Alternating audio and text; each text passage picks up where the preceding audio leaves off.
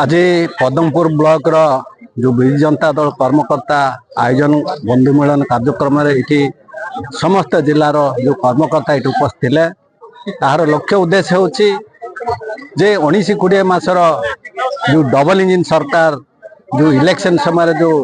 इस्तीफा पत्र देथिला घोषणा करथिला जेमती कि 300 यूनिट बिजली फ्री करवा एवं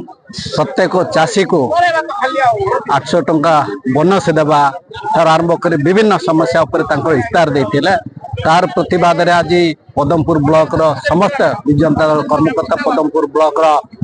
विजु जनता दल तरफ आज माननीय मुख्यमंत्री मोहन माझी उद्देश्य वीडियो को मेमोरांडम देचु एवं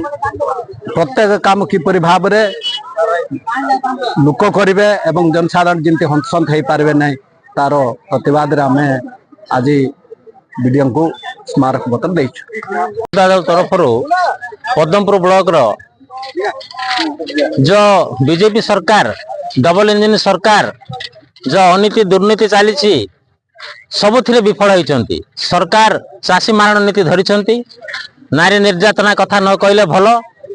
सबु जगार गणधर्षण सबु क्षेत्र में आपणकर पंचायत स्तर में गोटे मंत्री कहला पंचायत स्तर 100 लोक को चाकरी जगेदी बोली युवक युवती मान किंतु आज बेकार युवती माने से कौन से चाकरी मिलूना तेणु समस्त दादन खटियापी बाहर को जाऊँ तेणु ये प्रकार विफलता आम या प्रतिवाद करी आज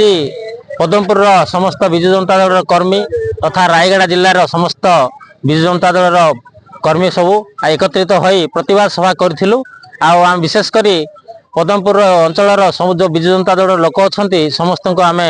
धन्यवाद दौची से आज एत गुड़े आयोजन कर आगामी दिन में निश्चय पंचायत इलेक्शन रे आम विजय लाभ करूँ आम आशा रखीचु निश्चय आम सरकार आम विजु जनता दल पंचायत स्तर में निश्चय विजय लाभ कर भल प्रदर्शन कर धन्यवाद।